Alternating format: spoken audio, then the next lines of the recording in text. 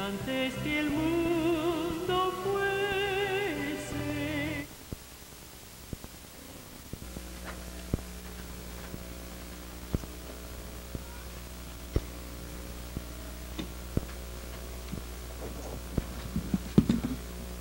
Buenos días, hermanos. Feliz sábado a todos. Sabemos que siempre Dios está aquí con nosotros y que siempre su gloria está con nosotros, así como dice la próxima alabanza.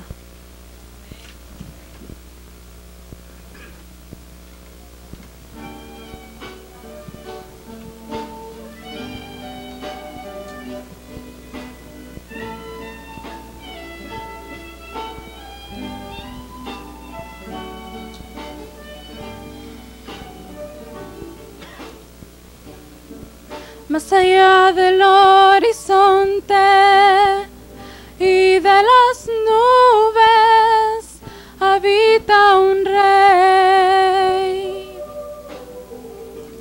Más allá de las esferas, la luna y las estrellas, vive Jehová.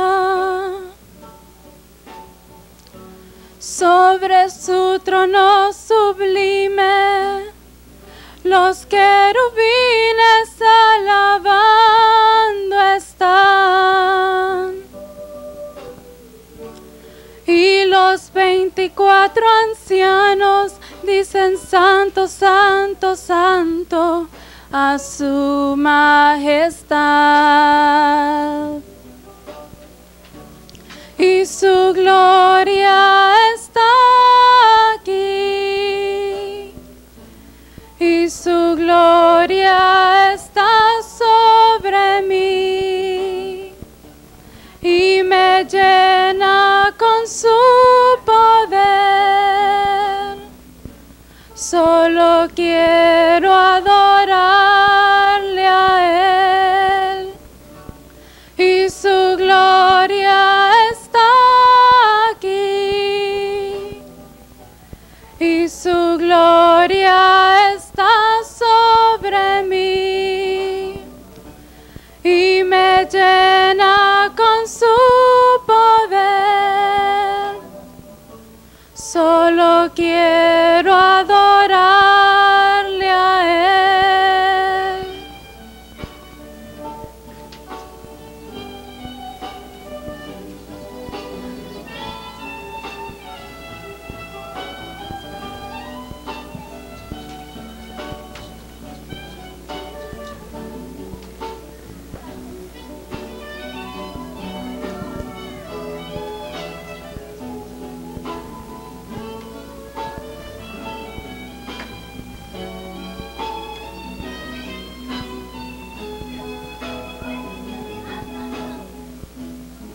Sobre su trono sublime, los querubines alabando están,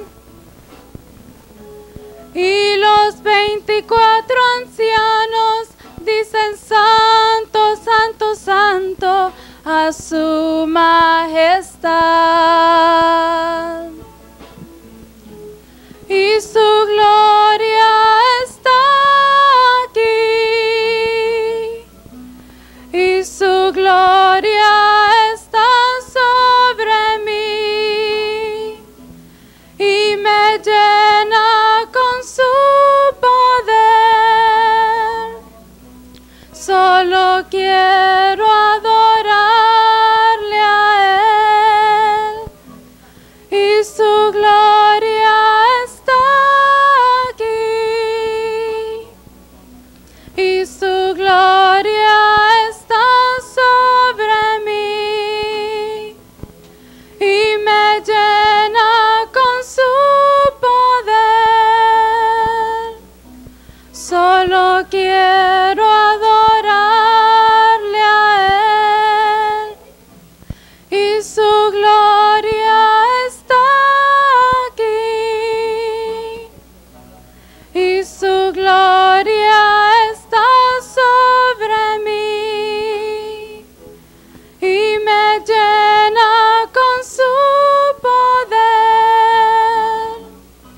Solo quiero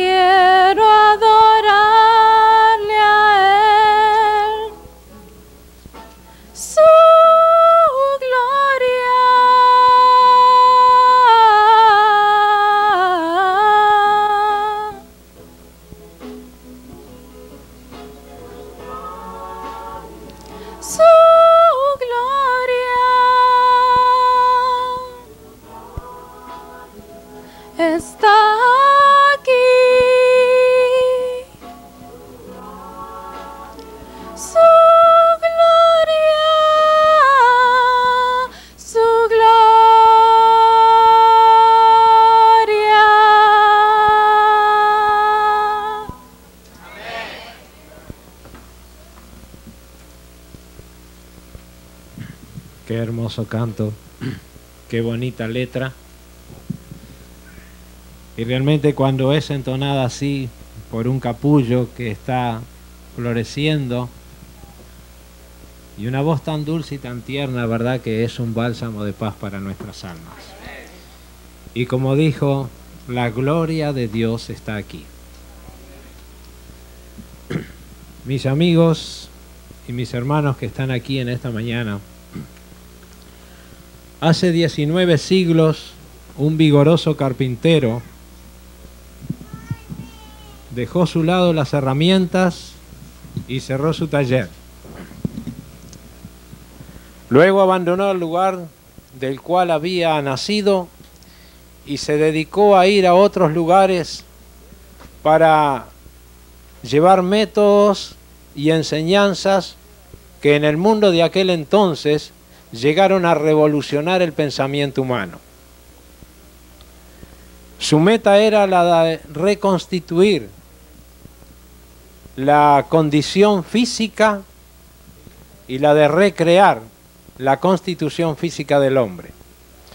Algunas de las cosas que él mencionaba en sus prédicas eran muy fáciles de comprender y eran muy sencillas, pero otras resultaban muy difíciles de entender. Pero de todas maneras, las cosas que él les decía los hacía pensar, los hacía cavilar y muchas veces hacía reflexionar a los personajes de aquel entonces, de los habitantes del mundo de aquel entonces. No sin antes, en más de una oportunidad, había pensamientos hostiles, había pensamientos que no concordaban y trataban por todos los medios de que esas metas y esas prédicas del humilde maestro de Nazaret pudieran ser aceptadas por los individuos de aquel entonces. Los fariseos eran personajes que acostumbraban a tener todo muy bien planificado punto por punto. Ellos se caracterizaban por tener un orden y unos métodos bien sofisticados de todas las cosas. Para darles un ejemplo, por ejemplo, valga la redundancia, hacían lo siguiente: ellos acostumbraban a separar el diezmo, o mejor dicho, la 10ª parte de algunas hojas y plantas que ellos mismos cultivaban en los jardines. Y estaban muy preocupados con todos estos detalles y a veces podíamos llamarle minucias. Y en toda esta preocupación ellos despreocupábanse un poco por el sufrimiento, el dolor y también la desesperación y también la atención a los pobres y a todos aquellos menesterosos que había en aquel entonces. Sin embargo, el pensamiento del maestro de Nazaret en aquel entonces era la de recrear la constitución física del hombre, la de volcar un nuevo método que en aquel momento fue revolucionario para los grandes pensadores de aquel entonces. No podían entender muchas cosas y no la podían comprender. Jesús en aquel entonces siguió su prédica. Y estos señores, muchas veces en aquel entonces, ellos estaban muy ocupados con una cantidad de métodos y cosas que realmente no concordaban a lo que realmente era el pensamiento de Jesús. Sin embargo, el mundo de hoy entonces también está ocupado muchas veces, en métodos y en cosas que se apartan de las verdaderas enseñanzas de Jesús. Quieren buscar y conseguir adeptos para el cristianismo, quieren acrecentar las filas del mundo cristiano con métodos que no están de acuerdo a las enseñanzas de las Sagradas Escrituras o al método del cual Jesús nos enseñó.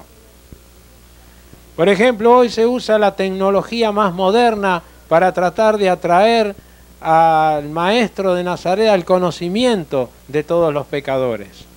También ya desde de tiempos antiguos se han usado una cantidad de métodos como las guerras, las amenazas, las torturas y una cantidad de hechos para poder atraer a los hombres a Dios.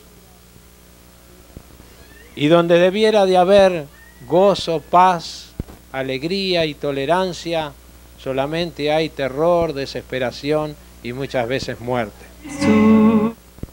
Los hombres también han llegado a constituir ejecuciones para poder atraer a los hombres a sus creencias y obligarlos a creer en Dios. Pero esos no son los métodos que el divino Maestro de Nazaret nos enseñó. Hay tres cosas que dijo Jesús, de las cuales son realmente que si las usamos y las estudiamos de una manera minuciosa, son los verdaderos catalizadores, son los verdaderos, lo que nos enseña realmente dónde podemos encontrar la verdadera recreación física del hombre, y esto realmente nos puede dar un verdadero pasaporte celestial. Hemos encontrado tres cosas de las cuales dijo Jesús que nosotros vamos a considerar en esta mañana, que son los métodos que realmente nosotros podemos hacer felices y ser felices nosotros mismos. Jesús dijo, vamos a ver lo que dijo Jesús en primer lugar.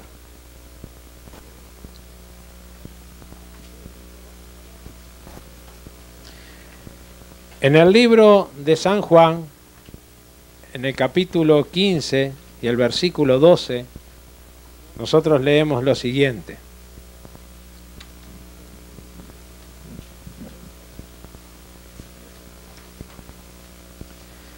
Les mando que os améis los unos a los otros como yo os he amado.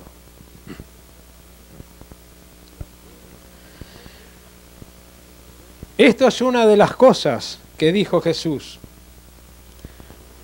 Cualquier otro método que nosotros podamos usar resultará estéril y resultará de fracaso si nosotros buscamos otra forma para poder difundir las emanaciones que brotan del verdadero Evangelio de Dios. En el pasado se han probado y en la actualidad también una cantidad de técnicas, las técnicas más modernas para llevar a los hombres a Dios. Y notamos que a medida que se han usado esas técnicas, a pesar de que los hombres han usado las técnicas más modernas para lograr la atracción hacia el mundo cristiano, vemos que a medida que crece la población mundial, el mundo cristiano o los verdaderos cristianos van en decadencia. Y esta es una de las preocupaciones grandes que tiene el mundo cristiano de hoy entonces. Esta es una de las preocupaciones grandes que tiene que tener la iglesia hoy entonces, de ver cómo puede llegar al corazón de hombres, mujeres y niños para hacer conocer a aquel que una vez vino a morir por los pecados de cada uno de nosotros. Por eso Jesús en su santa palabra, una de las cosas que dijo, amaos los unos a los otros. ¿Qué ha pasado con ese amor? ¿Qué ha sucedido? Ustedes pueden decir, pero en este mundo tan cruel no hay amor. Por doquier hay guerras, dificultades y una cantidad de cosas. Sin embargo, el Maestro de Nazaret insiste, os mando que os améis los unos a los otros. ¿Qué ha pasado? El pecado ha raído el amor de los hombres. El pecado ha creado el odio y ha creado las rencillas y ha creado una cantidad de cosas en los hombres. Por eso hoy en día, como dije hace unos instantes, donde debiera haber amor, caridad, ternura y gozo, encontramos odio, desesperación y una cantidad de cosas. Y eso es lo que el hombre ha llegado a buscar en estos días, en estos tiempos modernos. Las técnicas no le han dado el resultado que ellos realmente querían. El pecado ha raído del corazón del hombre y la iglesia debe volver a encontrar y a restituir ese amor. Los corazones de los hombres con frecuencia se endurecen cuando encuentran el reproche, el ataque. Y eso es lo que el mundo hoy en día ha llegado a hacer con frecuencia. Pero ningún corazón se puede resistir ante una palabra de amor, una manifestación de amor y de ternura. Una gran escritora americana nos ha dicho lo siguiente en cierta oportunidad.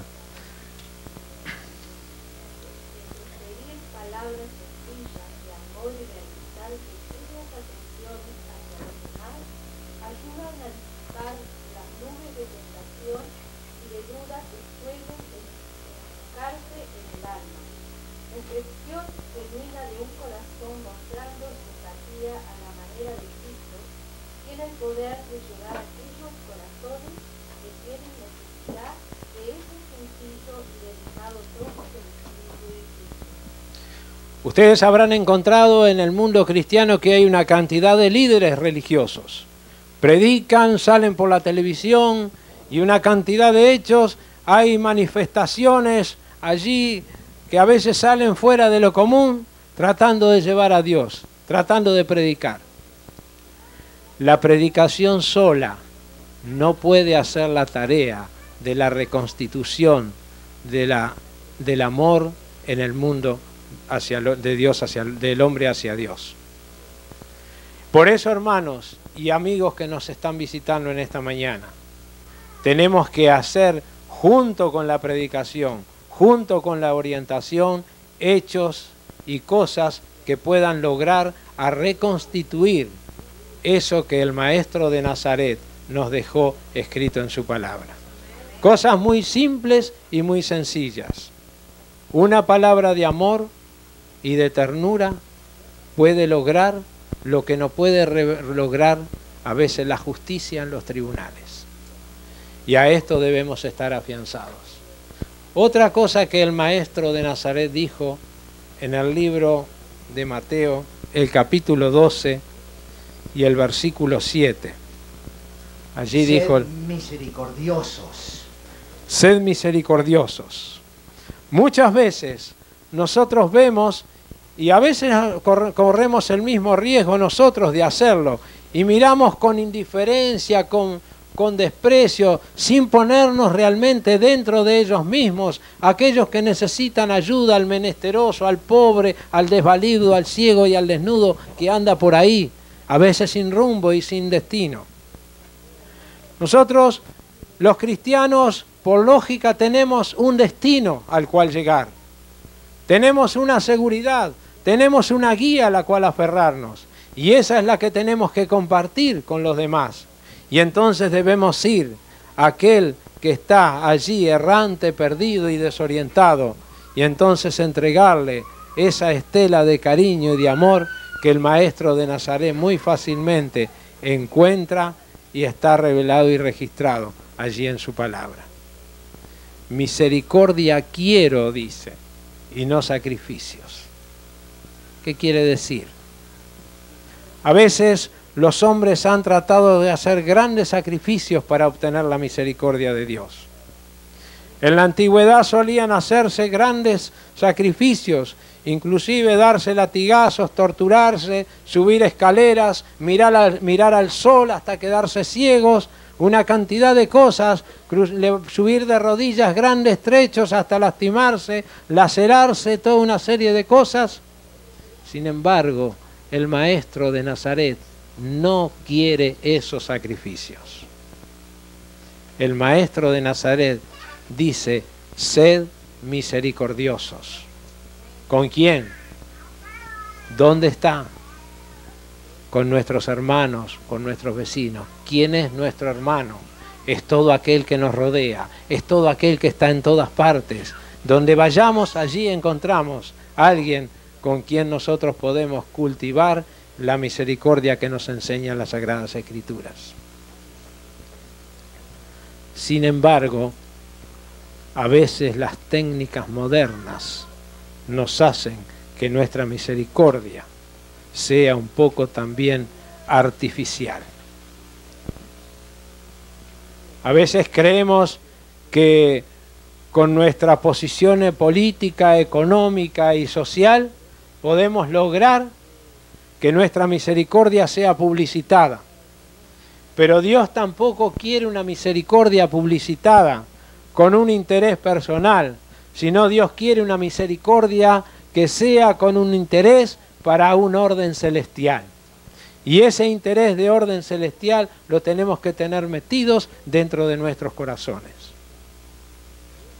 ¿Y cuántas veces caemos en esas circunstancias del cual nuestra política de misericordia tiene una propaganda al fin personal, cuando debiera al fin ser una propaganda para Dios?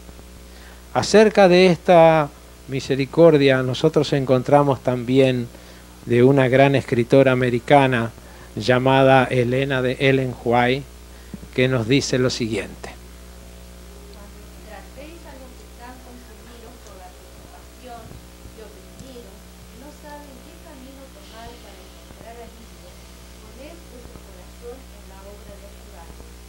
Solamente con su generoso desinterés por aquellos que necesitan ayuda, podremos dar una demostración práctica de las verdades del Evangelio. Sus necesidades físicas deben ser alivianadas primero.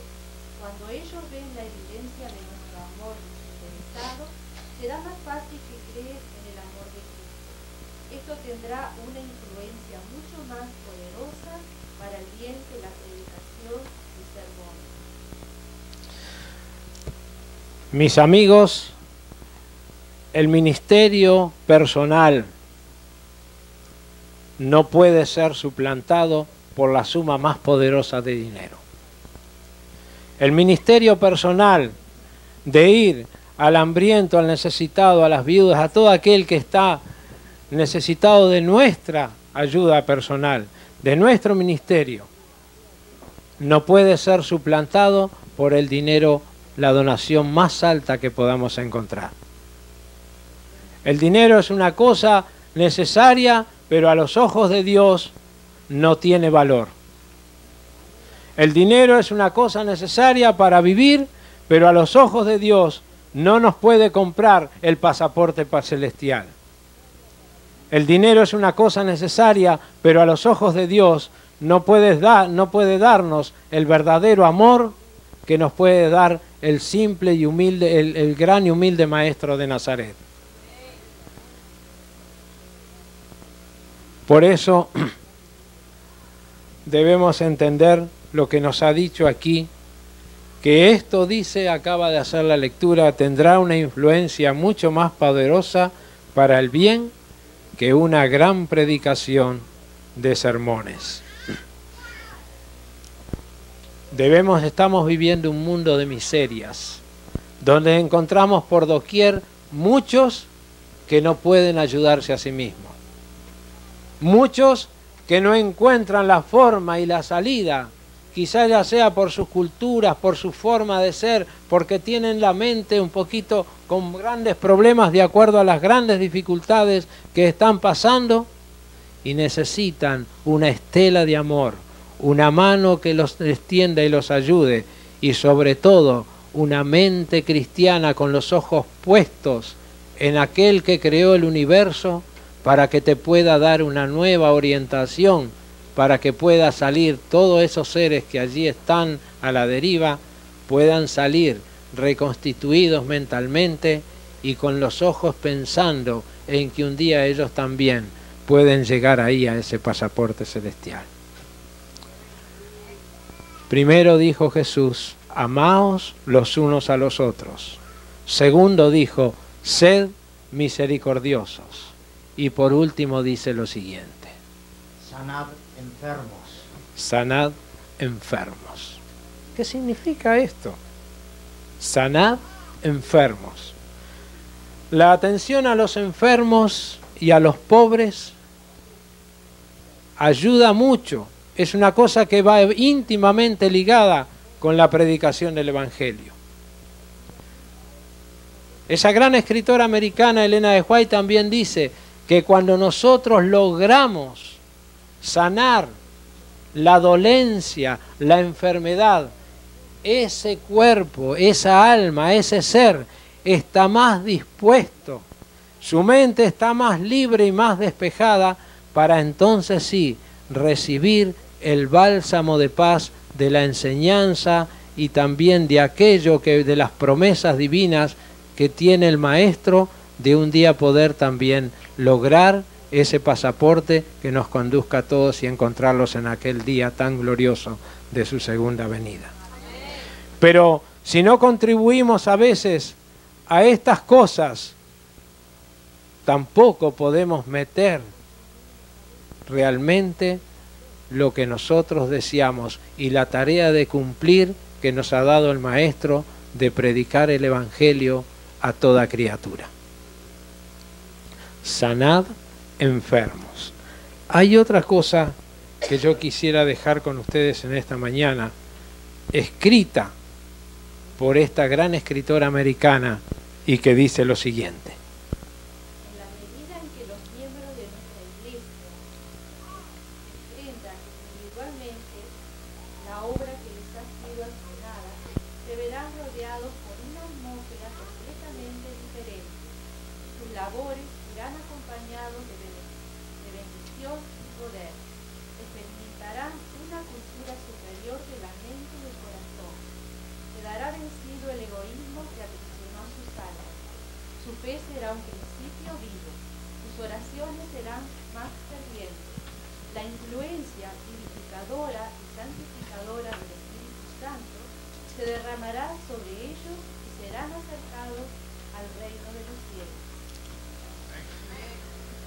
Mis hermanos y mis amigos que están aquí en esta mañana, quiero decirles, no son palabras mías, son palabras dichas por el autor de todas las cosas, que cuando nosotros nos entregamos a las buenas obras, o sea, cuando los hijos de Dios son entregados a obras buenas y efectivas, tienen un poder muy grande y una predicación muy intensa que los incrédulos no pueden evitar de oír. Si todos los que conocemos la verdad echamos mano de estas oportunidades, estamos seguros que no vamos a fracasar. El mundo religioso y los grandes líderes religiosos, como dije hace unos instantes, han querido echar mano a una cantidad de técnicas y cosas diferentes, sacrificios y una cantidad de cosas. En el año 1962,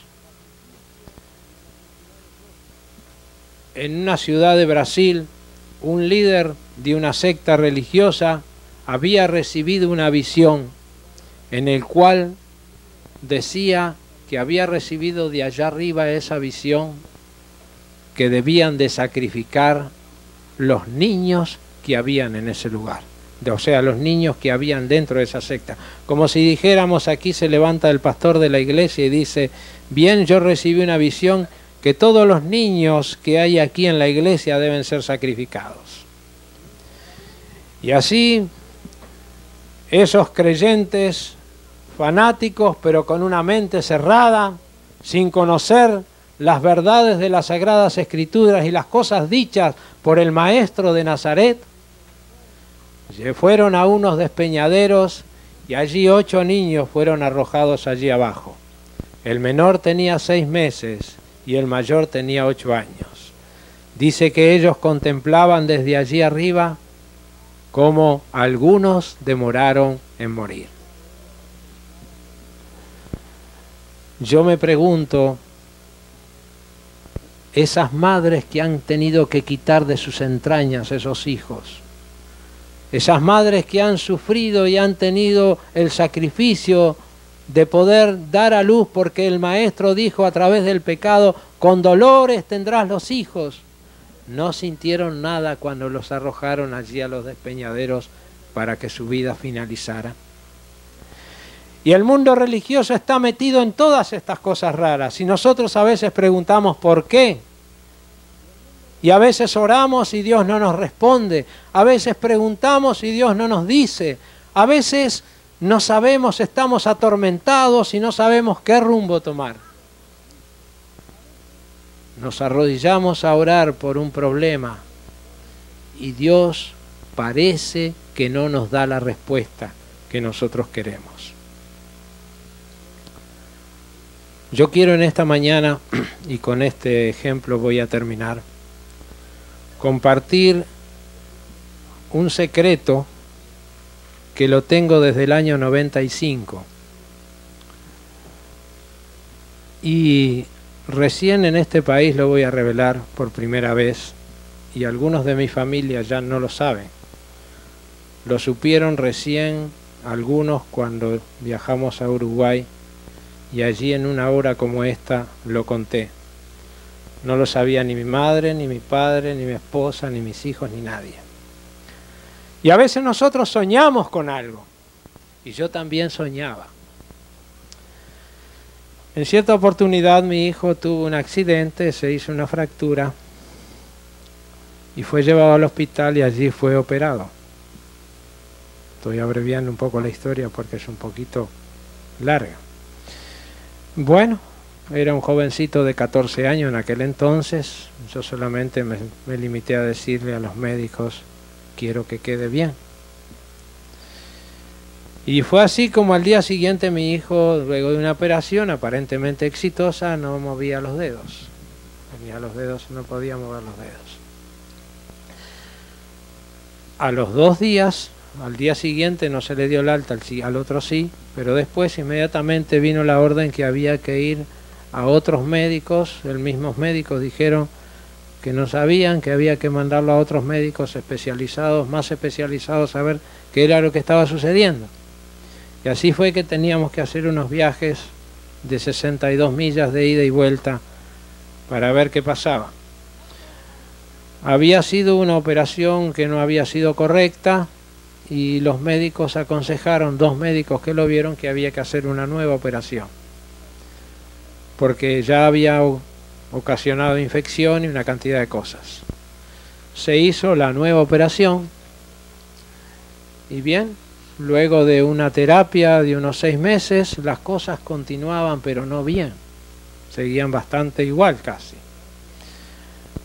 Los médicos dijeron, bueno, parece que va a haber que hacer algo de nuevo. Yo una vez conversando con mi hijo le dije, no te voy a dejar tocar más, ya es demasiado. Y bueno, salimos a consultar otros médicos por ahí. Y nos dijeron, lo único que hay que hacer es lo que les ha dicho el médico. Y estos 2 médicos seguían insistiendo en que había que hacer una tercera operación. Uno de los planes eran de que iban a ver si podían recuperar el nervio radial que había sido dañado, o si no, iban a hacer un trasplante del pie hacia aquí, hacia el brazo, para poder reconquistar ese nervio. Y hermanos, yo hablé con mi hijo y me dije, no, yo no me quiero operar más. Le dije, entonces hablando, nos reuníamos en la noche, mira, vamos a probar esta última vez. Yo en esos médicos últimos tengo confianza, pero vamos a ver qué pasa. Y yo tenía un sueño. Y todas las noches, yo soy muy duro, muy malo, muy pecador, pero también tengo sueños. Soy muy mala persona a veces, me falta mucho cristianismo, pero también sueño y creo también en Dios. Y entonces, todas las noches me había tomado la costumbre de cuando todos quedaban dormidos, yo me levantaba, me iba a la cama de mi hijo, ponía mi mano sobre la ropa que lo estaba cubriendo y allí le pedía a Dios un milagro. Digo, mira, es un niño, es un capullo, no permitas que tenga una tercera operación. Yo sé que él, cuando llegue el momento, los médicos van a ver, pero estamos viendo todo perfectamente, no hay necesidad de operarlo.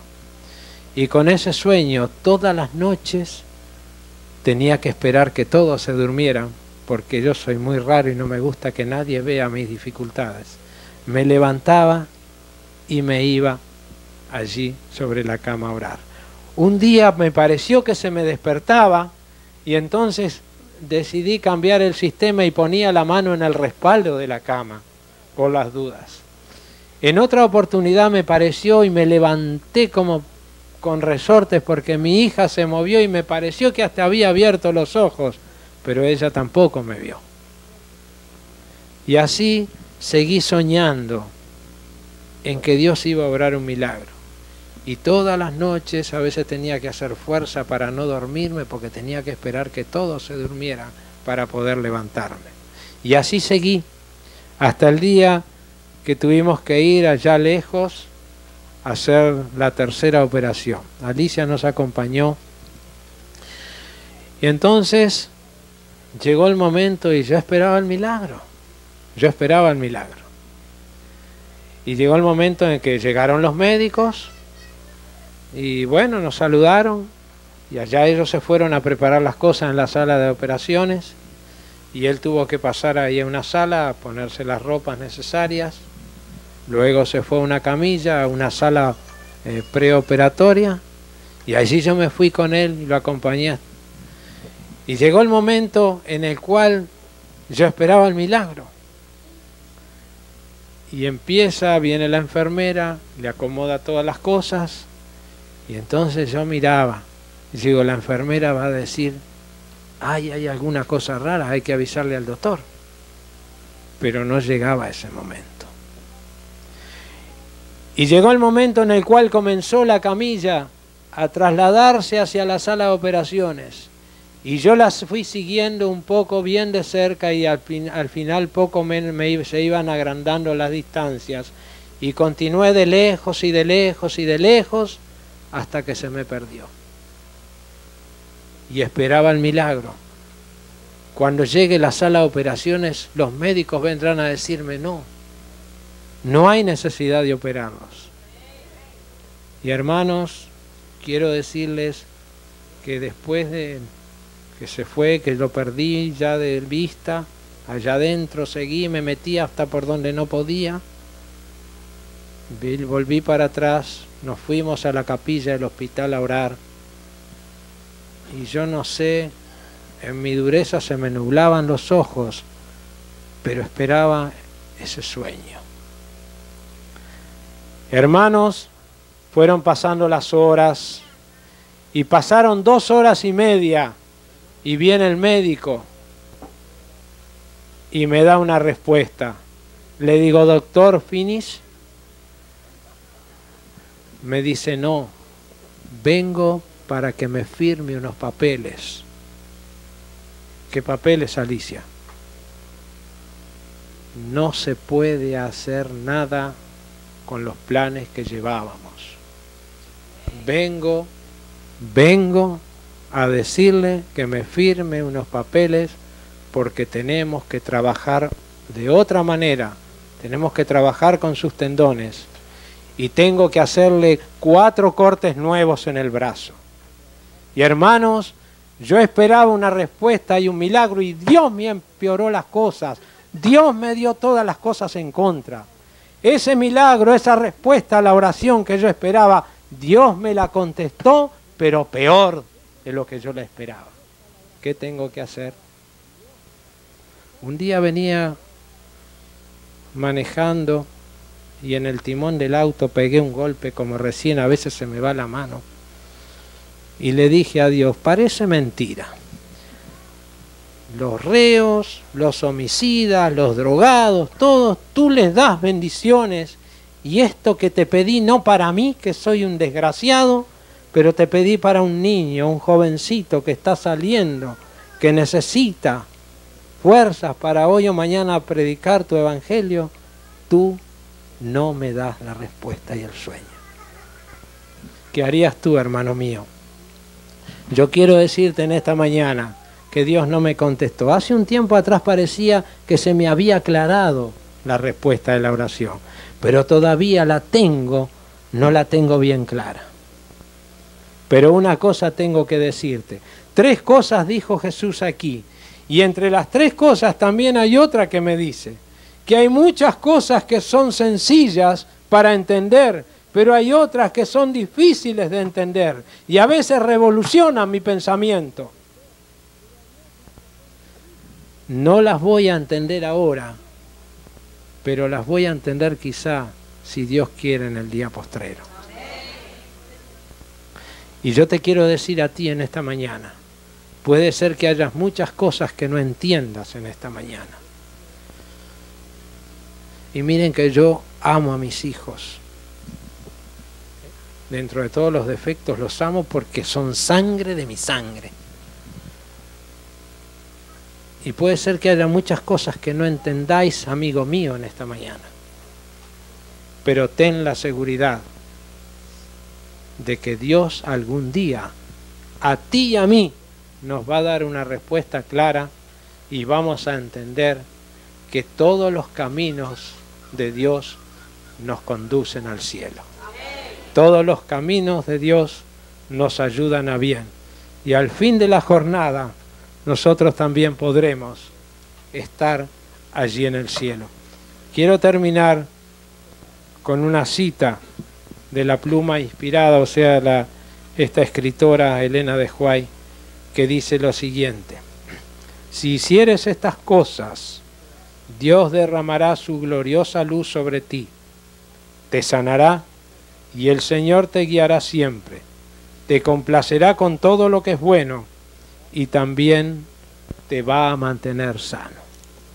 No sano físicamente, sino sano mentalmente, nuestra alma, nuestro cuerpo, todo, para que podamos entender y confiar en las maravillosas y gloriosas promesas que están contenidas aquí en estas sagradas escrituras, en esta palabra. Mis amigos, no hay nada como Elia cuando tu día está sin sol y tu noche está sin estrellas. No hay nada como Elia cuando a veces las angustias nos parecen insoportables. No hay nada como Elia cuando quizás lleguemos al fin de la jornada y Dios puede inclinarse sobre ti o sobre mí y besa nuestro sueño eterno. Medari Chacón tiene un canto de agradecimiento también a Dios que vamos a hacer, que esa sea nuestra prédica, nuestra plegaria y nuestra alabanza al trono de la gracia en este día tan hermoso que estamos viviendo en esta mañana.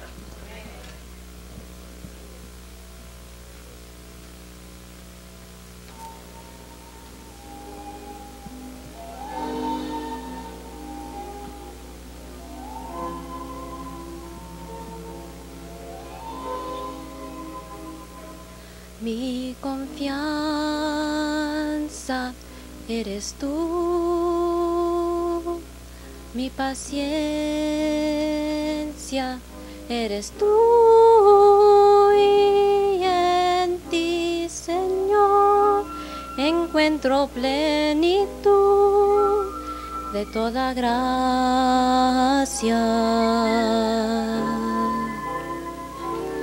Hecho toda mi ansiedad, mi desvelo y mi inquietud sobre ti, Señor, y encuentro plenitud de toda gracia. Es que solo en ti olvidas, solo tú, Señor, sabes cuidar de toda mi vida, en todo lugar, solo tú, Señor, sabes guiarme a tu santidad y a tu bondad, por siempre me llevarás camino a tu perfección.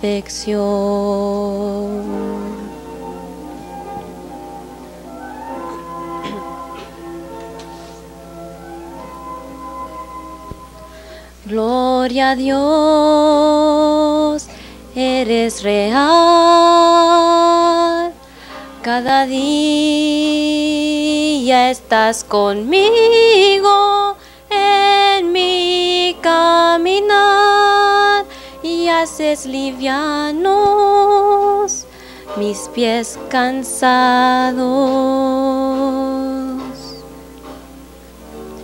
Tú me has dicho que estarás junto a mí desde ahora hasta la eternidad. Y ya he visto que es verdad, siempre a mi lado estás. Es que solo en ti hallo mi paz, solo tú, Señor, sabes cuidar de toda mi vida. En todo lugar, solo tú, Señor, sabes guiarme a tu santidad y a tu bondad. Por siempre me llevarás. Camino a tu perfección. Es que solo en ti hallo mi paz.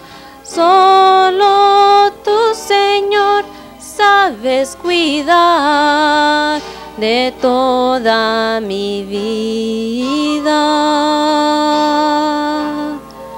En todo lugar, solo tú, Señor, sabes guiarme a tu santidad y a tu bondad. Por siempre me llevarás.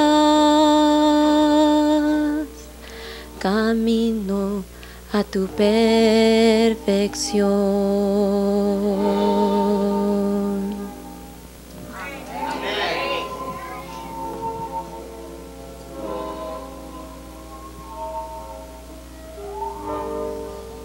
Amén.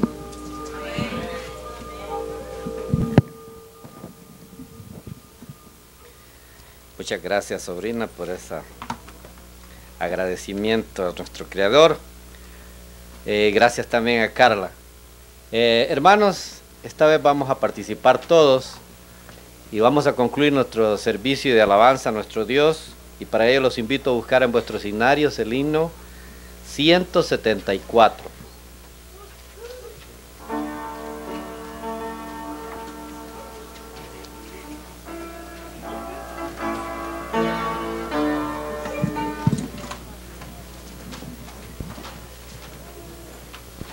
De pie, por favor. Siervos de Dios, la trompeta tocad, Cristo muy pronto vendrá.